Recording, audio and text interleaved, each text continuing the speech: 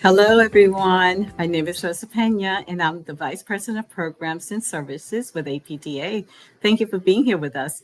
I'm excited to welcome you to this breakout session entitled What to Expect When Hiring a Private Duty Caregiver, led by our special guest, Melissa Morante. Melissa is the Chief Marketing Officer and part of the executive management team of ComForCare Senior Services, a private duty non-medical home care agency in Florida. She currently sits on the APDA Florida Chapter's Education Committee, and she's a certified group fitness instructor with specialties in senior fitness and Parkinson's exercise.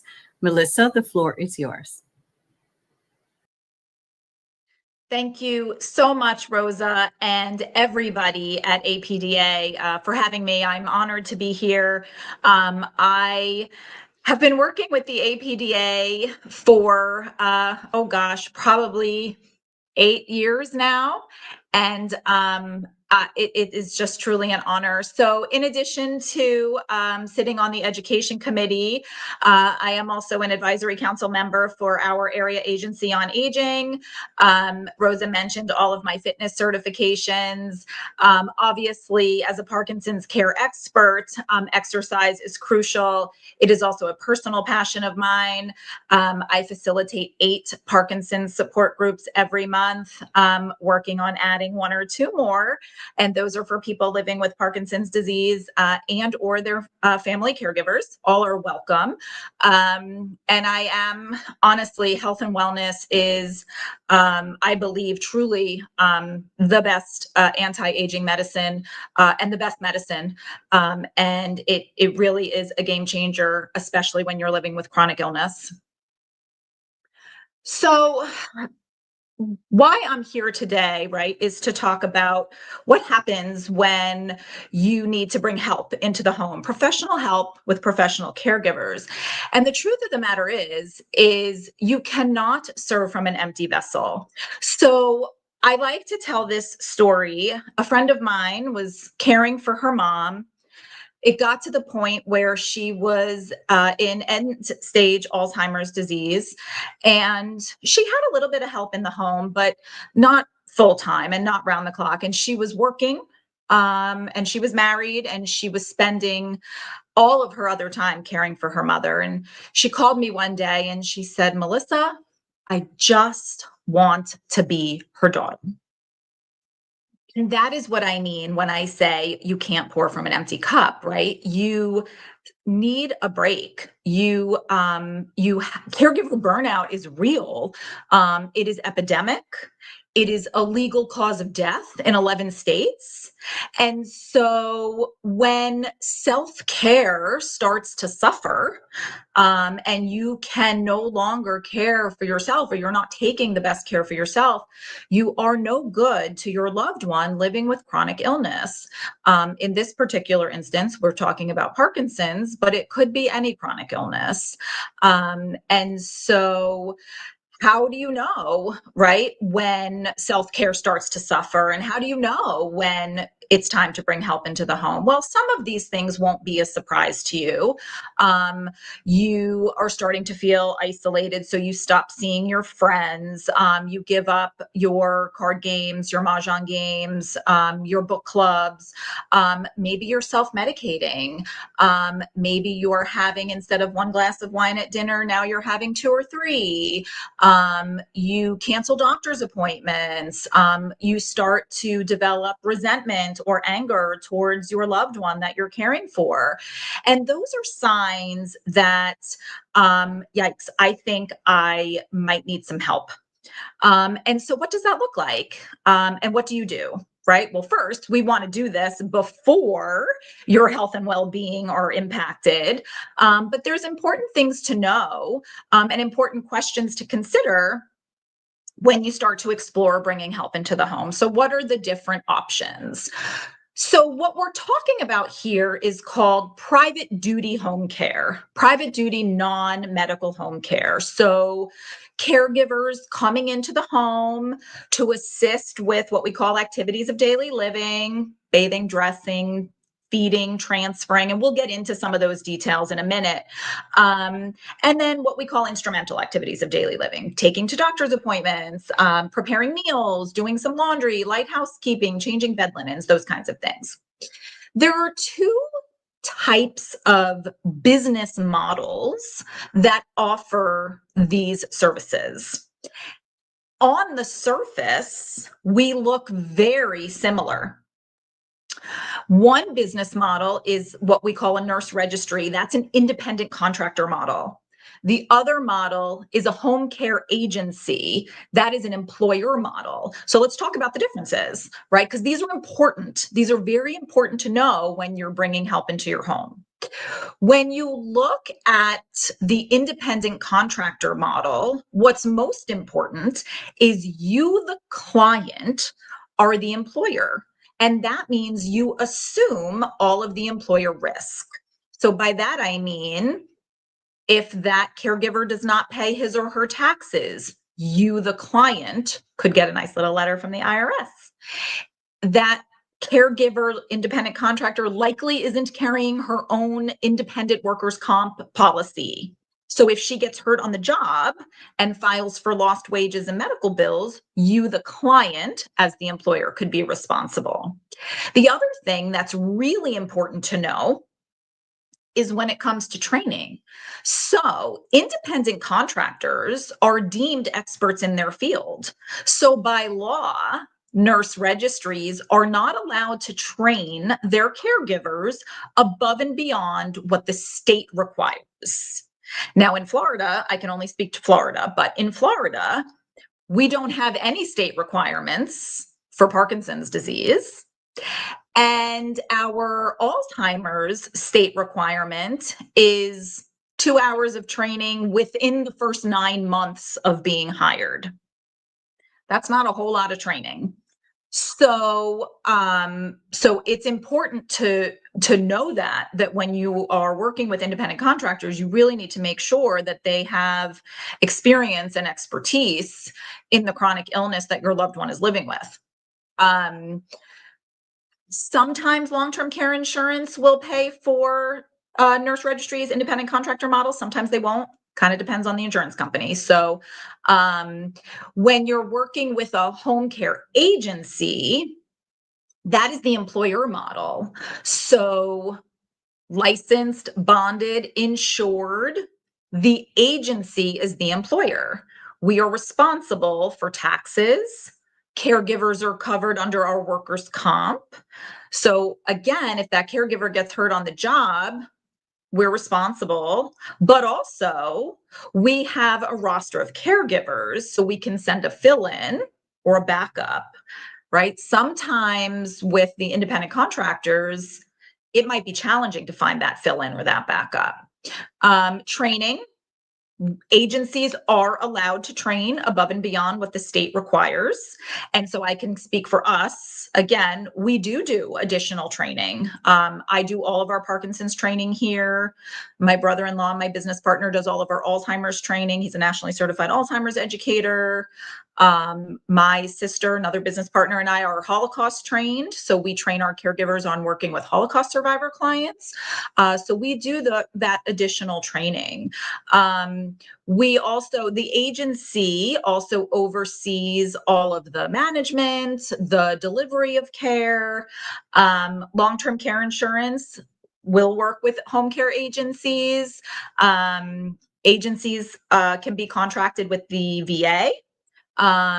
Some agencies are contracted with the Medicaid providers, not all of them. That's a question one would ask if they were looking to use their Medicaid services for home care.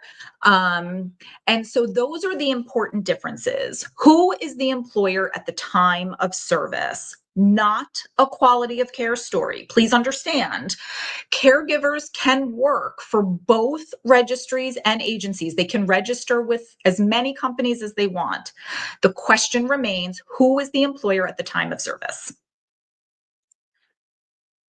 So, what do I do? Where do I start? How do I find these people? What are the questions I should be asking, right? It's very overwhelming. So let's break it down. The first question, because of everything I just said, should be, are you an agency or a registry? That is an important question to ask, and it should be the first one. Then you want to find out, what is your hiring process? What kind of background checks do you do? How do I know that the person coming into my home is safe, has been background checked? I can, again, speak for us. Look, in Florida, everybody has to be level 2 background check to work here. But Florida gives you back a report, eligible or ineligible.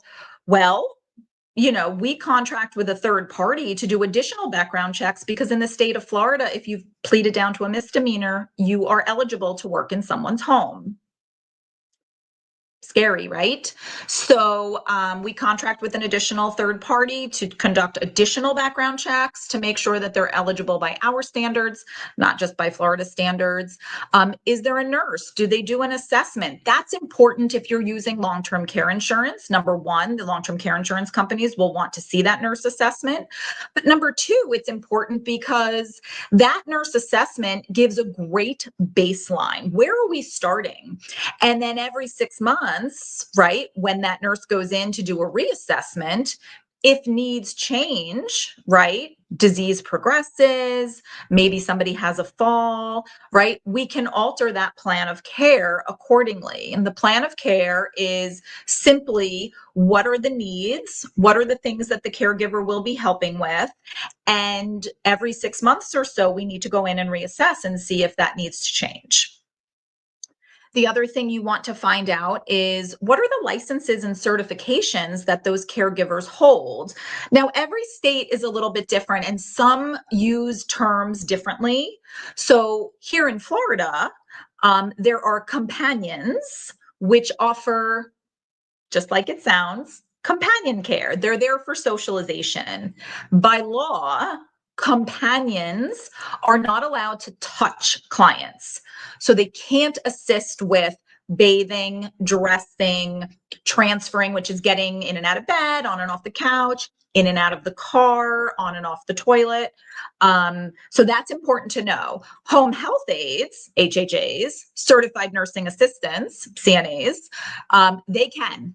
And those are the licenses and certifications that our caregivers hold here in Florida. They also can provide companionship, of course, but they are able to assist with all of those other tasks as well. So look, things change.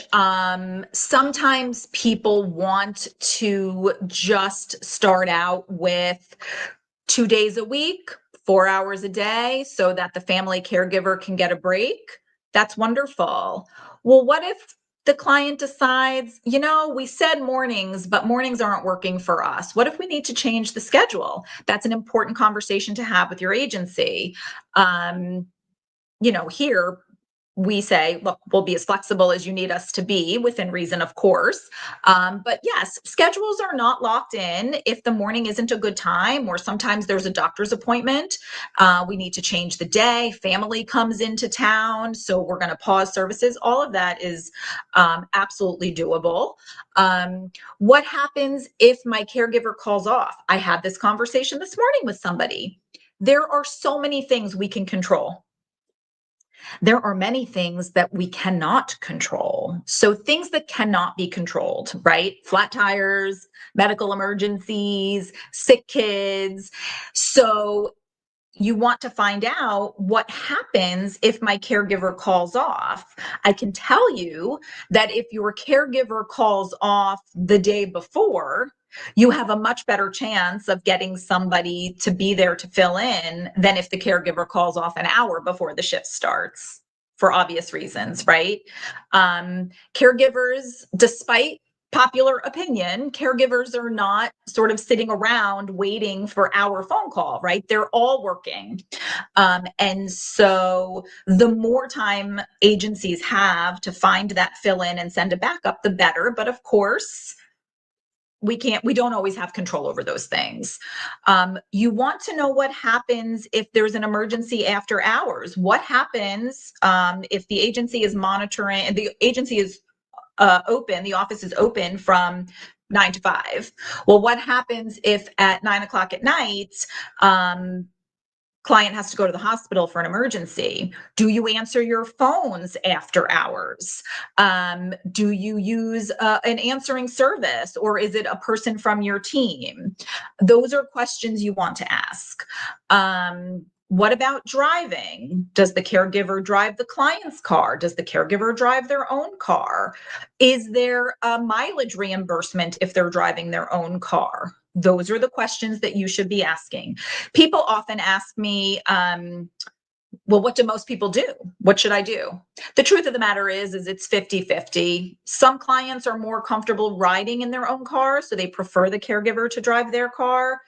Other clients do not want caregivers to drive their car, so they prefer the caregiver to drive their own car.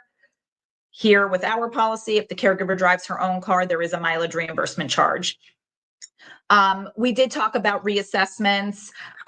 It's a great way to see if plans of care need to be changed. Certainly, if those things need to be submitted to the long-term care insurance company, that's really important. Oops. So let's see. So we talked about this a little bit before. What sort of training do your caregivers have in the specific disease that my loved one is living with, right? That is really important to understand. Do you train your caregivers? Who's training them? What are their credentials? That's important to ask. I get this question all of the time. Will I have the same person?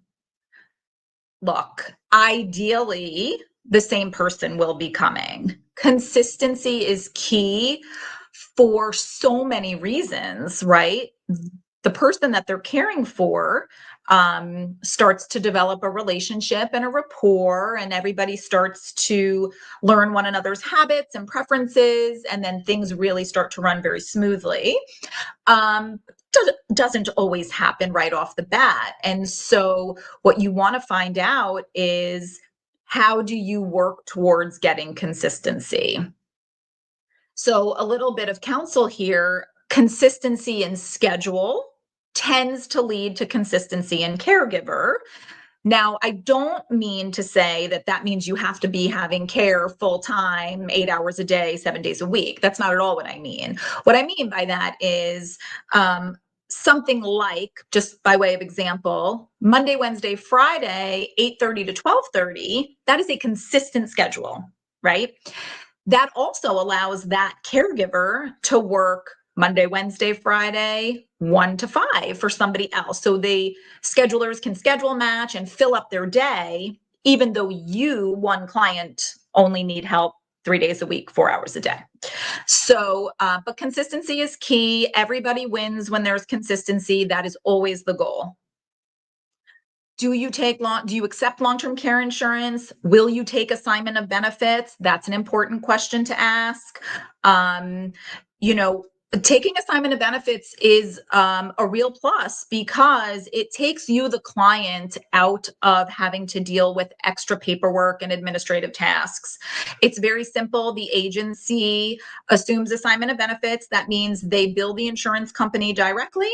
The insurance company pays them, takes the client out of having to deal with any of that, and it runs very smoothly.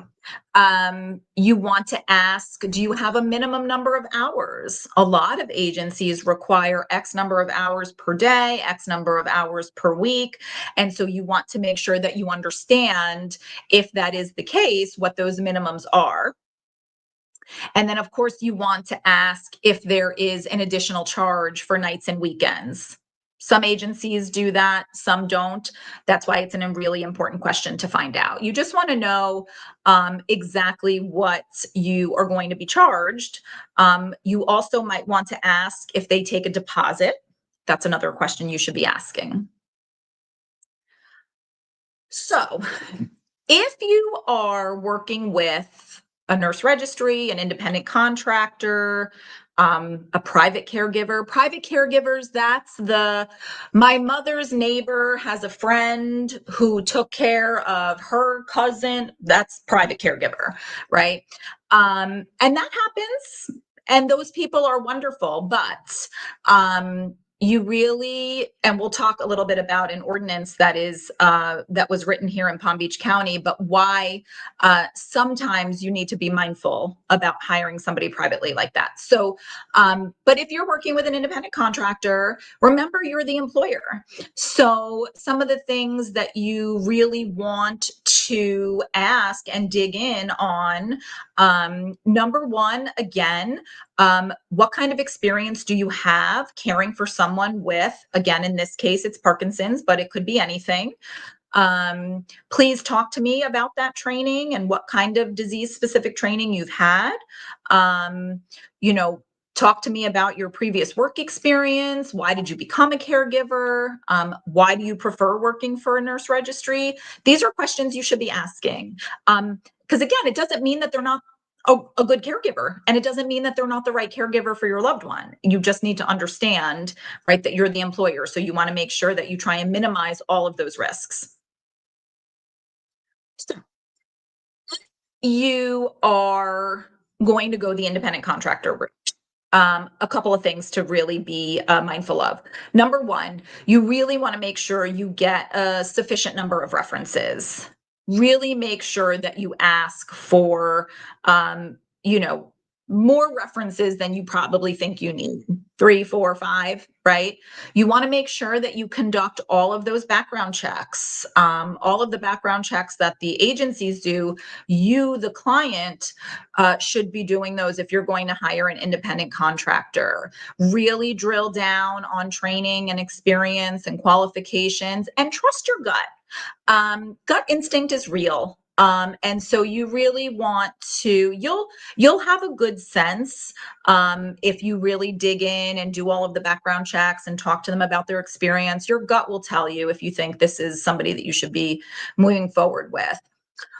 If you decide to move forward and work with a home care agency, remember you're interviewing the agency, not the caregiver. So we get asked quite frequently, I'd like to interview 3 or 4 caregivers. The truth of the matter is there's no increased success rate by doing that. Because here's why, right? Typically, it is a family member that is doing the interviewing, and they are looking at that and evaluating based on their lens and what they think, right? Versus what their loved one would want or need. And so here's an interesting story that I think I have some time. I'll tell quickly. So years and years ago, we had a client, and her daughter, she was an older woman, and her daughter was adamant about the caregiver being closer in age to her mom. And against her wishes, our gut told us, we think this woman needs somebody who's like young and ambitious and is going to, get her up and go and do all of these things and take her out. And so we placed a young nursing student who was working for us as a caregiver in the home. Well, wouldn't you know that the woman and the caregiver became so close? She was almost like the long lost granddaughter, and they developed such a relationship. And the daughter called and said, "You changed my mother's life with this caregiver." And so I tell you that story because it illustrates why interviewing caregivers, why family members interviewing caregivers isn't always necessarily going to increase our chances of success. So I wrote here caregiver roulette. So what I mean by that is, look, if you call me at 6:00 on a Friday night and say, "Help, my father's being discharged from the hospital and we need somebody there right away," we're going to get the first available caregiver that can go, right?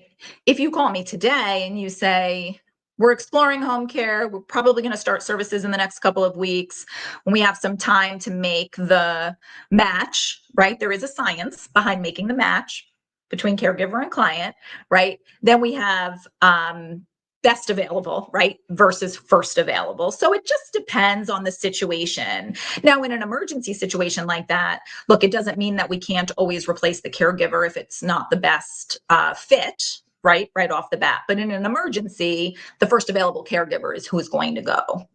And then, of course, the other thing you want to confirm with your agency is, what are the caregiver responsibilities? What are they allowed to do? What are they not allowed to do? We'll dig into that in a minute. And you really want to align on what the schedule is. And again, not locked in, you can always change it, but those are the things you want to discuss with your agency. So how do you know the best agency to choose? Well, honestly, you really, first and foremost, want to make sure that they have experience and training in the specific disease that your loved one is living with. And that is crucial. In terms of agencies' responsibilities, right? What are agencies responsible for? Well, of course, we assess their physical and their social needs, right? Personality always comes into play. There are lots of clients who want caregivers to sort of hang out in the background. They're just there for safety and security. They don't want anybody hovering over them. They're there sort of like a just in case. So that's a different kind of caregiver than somebody who wants a caregiver who is very proactive, wants them to push their loved one to get up, get dressed, get showered. We're going out. We have a schedule. We're going to all these activities. That's a different caregiver. And so taking into account things like personalities, their interests, their schedules, that is the agency's responsibility to communicate with the scheduling team so that they can make the right match. Of course, understanding the progression of the disease, that comes under the training part. You know, when we do all of our Parkinson's and Alzheimer's training, right, one of the things that we really focus on is what caregivers can expect as these diseases progress, and what will they see, and how do they work with those clients, right? And then, of course, look, caregivers want to do a good job. They are not mind readers. And so I often caution people, leave a list. Err on the side of over communication. Tell them what you want them to do. Show them the house. Show them where the towels go. Show them how, where the dishes go. That's okay. They want that. They want to know how you want things done, right? Is it going to be done exactly the same way you do it? Probably not. As far as we're concerned, if safety and security is compromised, that's a deal breaker. Nothing else is a deal breaker. They don't fold the towels the way you want the towels folded, too bad. They don't load the dishwasher the way you want the dishwasher loaded, too bad. You're not doing it. But safety and security, always the number one priority.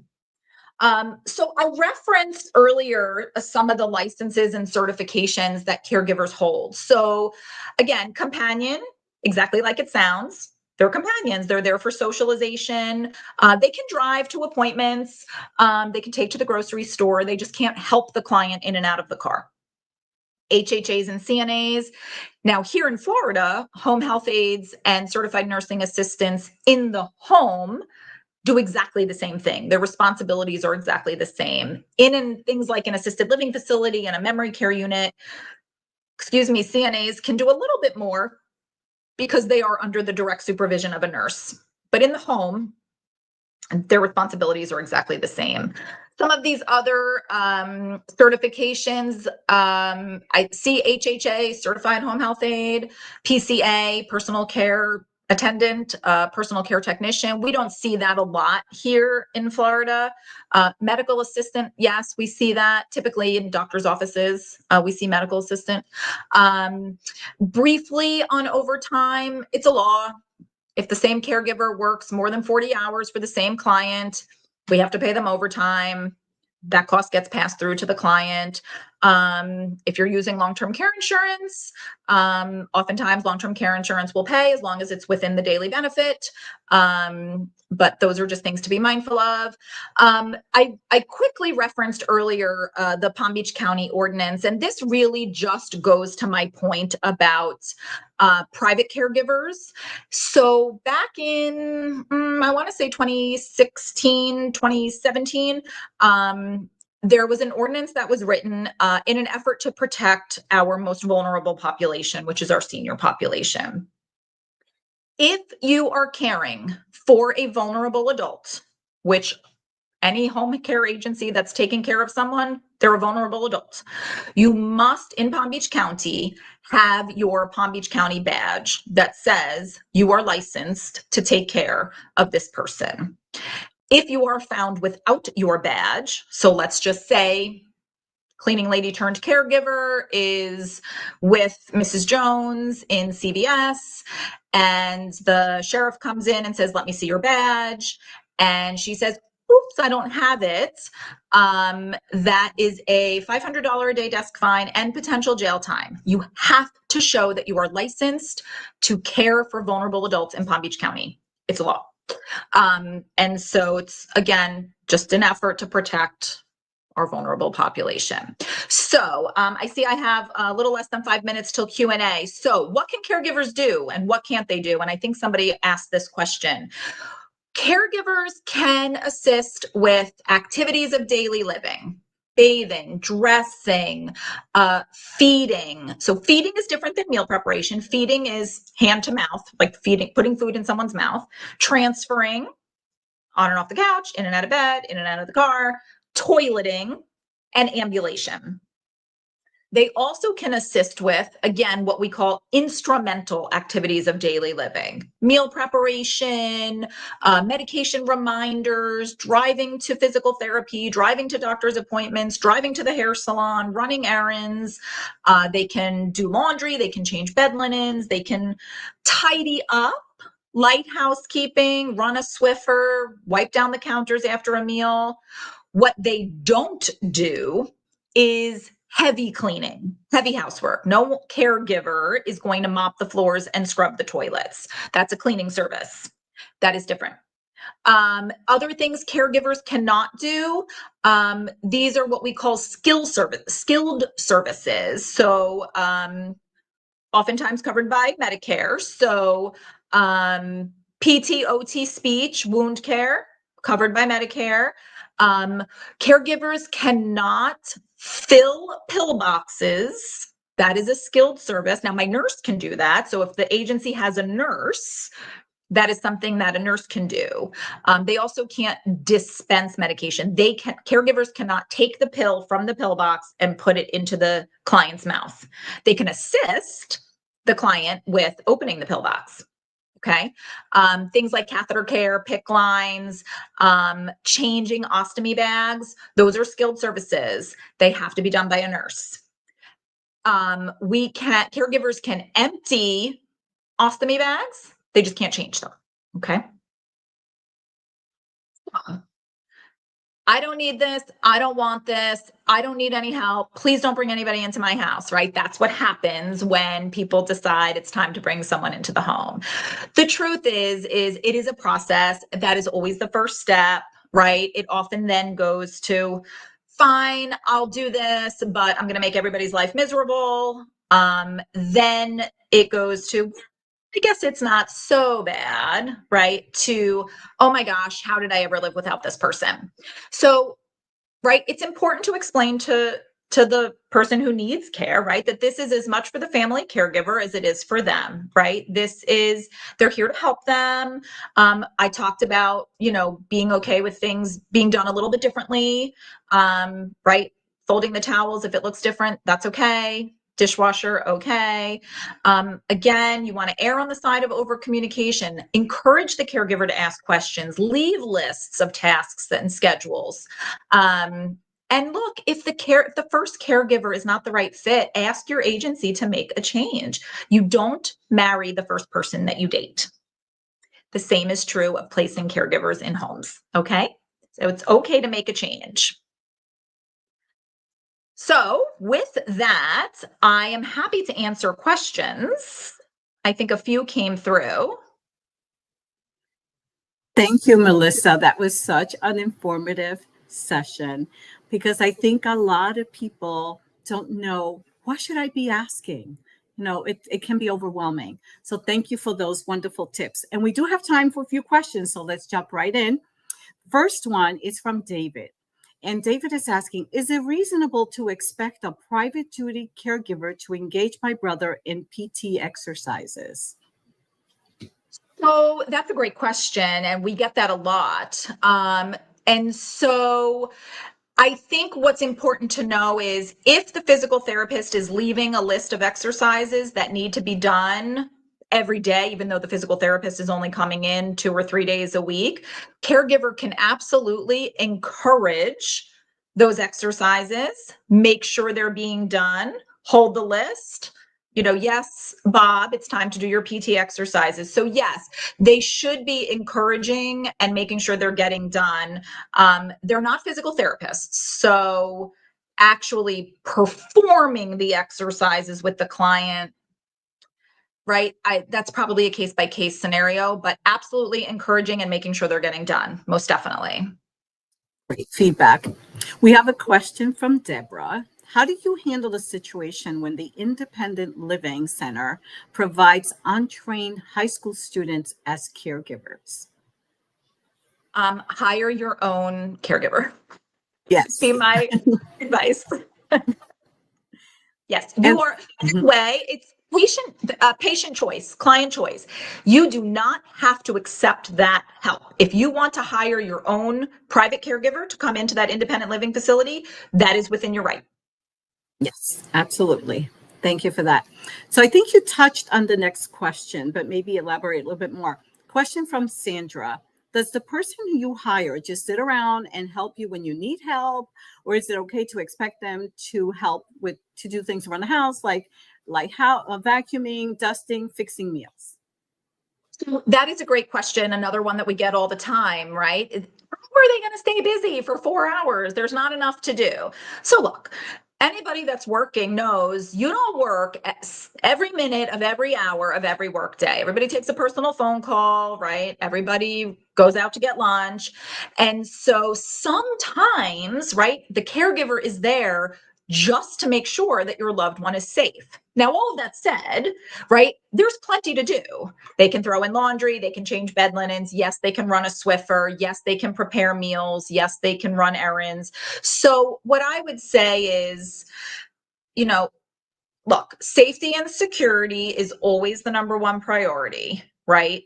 There are tasks around the house that caregivers can do.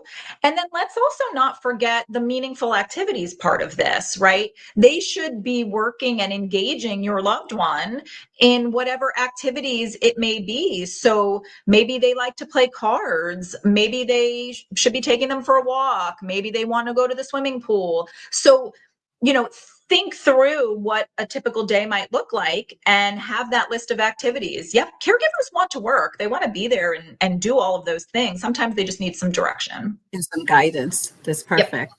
Yep. We have a question from Brandy. I'm going to have a last minute surgery. I am the only caregiver. I have 30 days to prepare. Who do I call? Home health or hospice? So is the question you're going to need, I think if I understand the question correctly, you're going to need help when you come home from surgery. Is that? Yeah. It sounds that way. Okay. So if that is the need, you would want to call a home health care agency, private duty, non-medical home care. And that is who you should reach out. Hospice, no, they're not the right ones to call in this particular case. There's some questions that we get sometimes, Melissa, and it's I'm providing care for a person at home, and they want me to go with them to their appointments in the car. The person can still drive. The caregiver would be with them in the car. Are they allowed to be in the car with the person they care for? Yes, the answer is yes. The answer is yes. They can, but they cannot drive the car, correct? So So I can only speak for us. In our services agreement, if the client signs the automobile waiver, the caregiver can drive the client's car, or the caregiver can drive the client in her car or his car. Perfect. But there must be a waiver signed. Correct. All Yeah. right. Thank you. That's wonderful. We have a question from Lisa, and I think we have time for this question. Can a paid caregiver do ADLs, transfers, and give medications? I know that you talked about a little bit about that, but maybe just highlighting it a little bit more. Yep. So within the caregiver responsibilities, activities of daily living, yes. Transfers, yes. Medications, they can assist with self-administration of medication. So by that I mean they can assist with opening the pill box, helping the client take the pills out, giving them a cup of water, but the client, they can hold their hand while the client puts the pills in their mouth. That's allowed. Caregivers cannot fill the pill box, and they cannot put the pill in the client's mouth. I hope that answers that question. I think so. I think that made it very clear. Well, that's all the time we have for questions today. Thank you all for being in this session and listening to this wonderful advice. If you posted a question in the chat, thank you so much, Melissa. If you posted a question in the chat that we didn't get to, please copy that question now. Go into the remaining questions from sessions message board in the community section on Whova platform. We'll do our best to answer all the questions that you post there.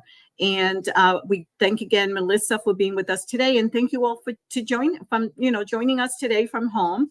If you're interested in this topic and you'd like to learn more, I recommend checking out APDA's A Closer Look blog article about navigating the future with advanced Parkinson's disease, and we'll put the link in the chat. So now, don't go away. We are going to take a very short break, and then we'll be back in 10 minutes for our conversation with the experts led by Dr. Rebecca Gilbert and Dr. Moiza Uche. Thank you so much, and we'll see you soon.